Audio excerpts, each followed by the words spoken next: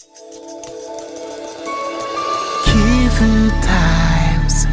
Kivu Times.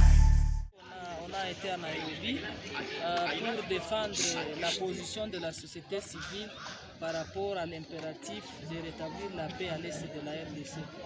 Et nous avons jugé bon de faire un rapport aux forces vives qui étaient présentes dans cette salle pour leur dire le contenu de ce qu'a été notre contribution comme délégation du site Kivu. Nous avons écrit un mémo, nous avons travaillé dans des travaux en Carrefour pour donner des recommandations pour que la paix soit rétablie à l'est de la RDC.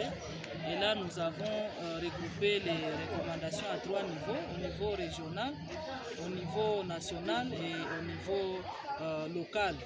Donc pour nous, la paix doit être rétablie. Et pour que la paix soit rétablie, il faudrait que la communauté internationale cesse de souffler les chauds et les froids et qu'elle s'implique pour que la paix soit rétablie dans notre pays. Parce que nous sommes rendus compte qu'il y a beaucoup de coups bas, beaucoup de coulisses qui se font pour que la population ne puisse pas jouir de cette paix.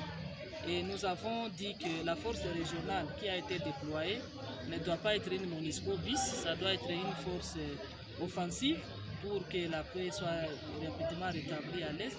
Nous avons dit aussi que le programme PDDRCS doit avoir des moyens conséquents pour corriger toutes les erreurs des programmes de désarmement qu'on a connus dans le pays.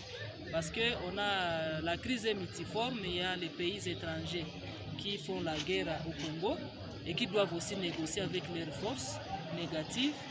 Nous avons des problèmes avec nos groupes armés locaux qui étaient représentés à Nairobi et qui ont aussi adhéré au processus en acceptant de cesser les hostilités, de ne plus s'attaquer aux convois humanitaires et d'accepter le programme PDDRCS. Donc nous avons renouvelé aussi notre demande de voir que l'unité du Congo ne doit pas faire l'objet de discussions.